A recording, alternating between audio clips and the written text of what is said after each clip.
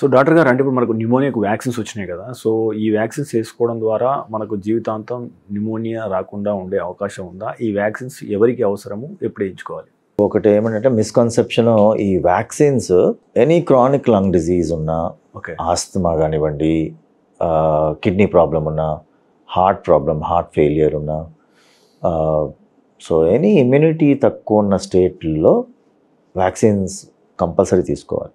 ఒకసారి స్ప్లీన్ తీసేశారు అనుకుందాం, వ్యాక్సిన్ తీసుకోవాలి వాళ్ళు. న్యూమోనియా వ్యాక్సిన్ అనేది ఒక న్యూమోకోకస్ అనే బ్యాక్టీరియాకి మాత్రమే పనిచేస్తుంది. So pneumococcus is one of the dangerous bug అనమాట. సో ఆ డేంజరస్ బ్యాక్టీరియాని ప్రివెంట్ చేయడానికి మాత్రమే న్యూమోకోకల్ వ్యాక్సిన్ పనిచేస్తుంది. చాలా బ్యాక్టీరియా ఉంటాయి అలా అనుకుంటే. ఇప్పుడు క్లెబ్సియల్లా అని ఉంటుంది, అది చాలా కామన్గా వస్తూ ఉంటుంది.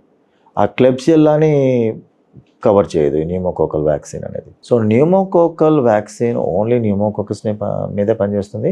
అండ్ ఎవ్రీ ఇయర్స్ ఒక ఎక్స్ట్రా బూస్టర్ లాగా తీసుకుంటూ ఉండాలి. అపార్ట్ ఫ్రమ్ ఈ pneumococcus, flu vaccine for example, ఇవి కూడా ఇదే కేటగిరీ ఆఫ్ పేషెంట్స్లోనే ఇవ్వాలి. యంగర్ ఆస్థమాటిక్స్ కూడా తీసుకోవాల్సి వస్తుంది. యంగ్ చిల్డ్రన్నే పర్వాలేదు, వాళ్ళకు కూడా తీసుకోవాల్సి వస్తుంది. ఈ ఫ్లూ వ్యాక్సిన్ అనేది ఓన్లీ ఫ్లూకి మాత్రమే పనిచేస్తుంది. అంటే మల్టిపుల్ వైరసెస్ ఉంటాయి. ఇప్పుడు ఎగ్జాంపుల్ రైనో వైరసెస్, కరోనా వైరస్లు, మెటానిమో వైరస్, ఇలాంటి వాటికి పనిచేయదు. రెస్పిరేటరీ సిన్సిషియల్ వైరస్, వీటన్నిటికి పనిచేయదు.